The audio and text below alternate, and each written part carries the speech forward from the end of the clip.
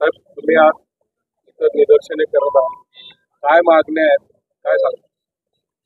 आमचे जे गरीब दुबळे ड्रायव्हर आहे त्यांच्या समजा हितासाठी आम्ही इथं मागणी करतोय की जे काळा कानून लावलेलं आहे सरकारने, ते काळा कानून लावलेलं नाही असं सांगता येते, पण पारित झालेलं आहे.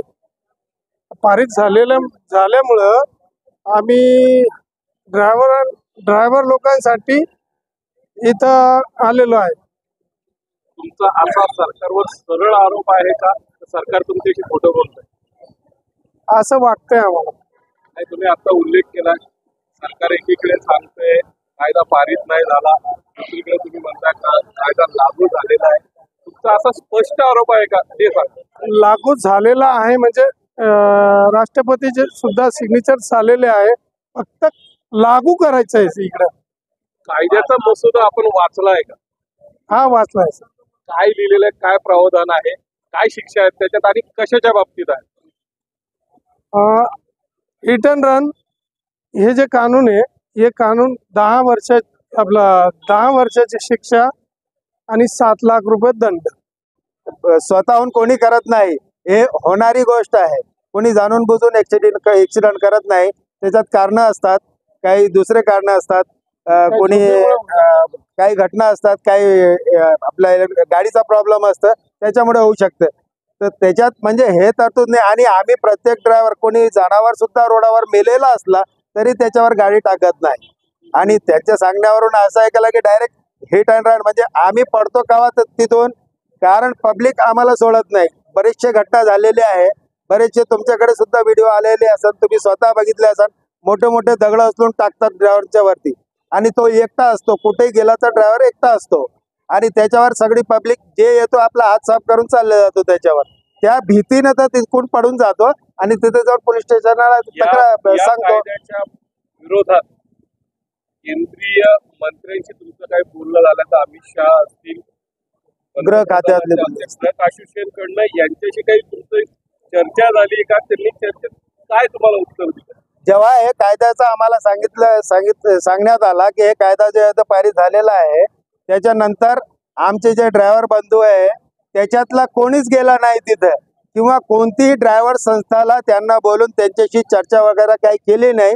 हे फक्त ऑल इंडिया मोटर ट्रान्सपोर्ट काँग्रेसचे त्यांचे तिकडे गेले होते, आणि हे आंदोलनच्या भीतीनं त्यांनी 2 तारखेला काय केलं काय नाही, नुसता येऊन सांगितलं, कोणता पत्र नाही, काही नाही, की कायदा अजून लागू होणार नाही किंवा चर्चा झाल्याशिवाय, हे नुसतं तोंडी सांगून दिला. आणि 9 तारखेला ते जबाब तिकून तेव्हा त्यांना भेटला. म्हणजे हे ड्रायव्हर लोकांची ताकद तोडण्यासाठी आणि ड्रायव्हर लोकांना पुन्हा कामावर रुजू करण्यासाठी हे लोकांनी, हे असोसिएशननं तिथे जाऊन यांची गैरसमज करून सगळ्या ड्रायव्हरांची घात केला. साहेब, आम्ही कोणत्याही जनतेला वेठीस धरत नाही, कारण अजून बी बरेचसे लोक आहे जे गाड्या चालवत आहे. जर सर्व ड्रायव्हर एकाच वेळी एका ठिकाणी जर जमले किंवा आपापले घरीही बसले, या कायद्याच्या भीतीने अजून बी कोणी जर गाडी चालवत असेल, जर कोणी माणूस समोर आला तर त्याचा काळजा तोंडामध्ये येतो डायरेक्ट, की मला 10 वर्षाची याच्यामध्ये सजा होईल. आता जर कायदा पारित झाला आणि तुम्ही म्हणता, आम्हाला सगळेजण समजून सांगतात की अजून पारित झाला नाही. जर झाला, आता समजा जर अपघात झाला आणि तासभरात तो झाला तर पोलीस स्टेशनमध्ये जाऊस तर आमची तर तेच होईल ना, आम्हाला तेच सजा लागणार. त्या भीतीनं आम्ही ड्रायव्हर लोक गाडी चालू नाही राहिले, आणि काही लोक घराकडे गेले, त्यांचे आपले घरी गेले, हे सोडून गेले सगळे कामधंदे आपले. अजून 30% ड्रायव्हर तुम्ही रोडवर सुद्धा बघत असेल की 30% गाड्या रोडवर बिलकुल नाहीच. आपली स्पष्ट मागणी काय आहे? आपली स्पष्ट मागणी आहे की मागची जे IPC ची धारा असतील, ते जे धारा होती 304, 279 वगैरे, ते जुना जसं आहे तसंच राहायला पाहिजे ते. कारण कोणताही ड्रायव्हर एवढा दंड किंवा एवढी सजा भुगतू शकत नाही. बरेचसे वयवान ड्रायव्हर असतात, पण कायदा सगळ्यांसाठी सारखा आहे. एखादा वयवान जर असला तर मग 10 वर्षाची सजामध्ये तो काय करेल, किंवा कोणाचं जर लगेच लग्न झालं असेल, 1-2 वर्ष झाले असेल, तर ते आमची आई बहिणीचं काय होईल?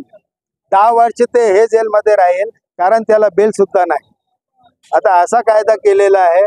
याच्या अतिरिक्त कायद्यात काहीतरी त्यांना असं करायला पाहिजे होता की जे पब्लिक मारतात, म्हणजे ड्रायव्हर पडता वेळी पब्लिक जे मारतात, जे पब्लिक त्याच्याशी मारहाण करतात, काय मध्ये त्याचा जीव चाललं जातं, तर त्यांच्यासाठी काहीतरी कायदा करा ना.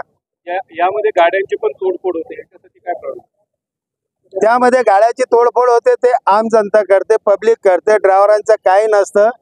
ऍक्सिडेंट झाला का ड्रायव्हर आपली सेफ्टी पाहतो किंवा गाडीची सेफ्टी पाहतो. ड्रायव्हर तिकून जर पडत बी असेल आणि हे जे तोडफोड करतात हे लोक, यांच्यावर कारवाया करा ना तुम्ही, यांच्यावर कारवाया करा, यांच्यासाठी काहीतरी कायद्यात तरतूद करा.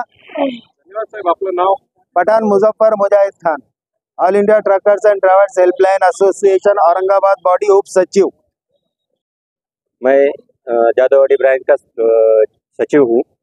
2023 में जो सरकार की तरफ से हिट एंड रन कानून लागू हुआ है या पास हुआ है, तो उस कानून का जो अत्यधिक प्रावधान है 10 साल की सज़ा और 7 लाख रुपए जुर्माना, ये दोनों चीज़ें कोई भी गरीब ड्राइवर के लिए बहुत ज़्यादा होती है।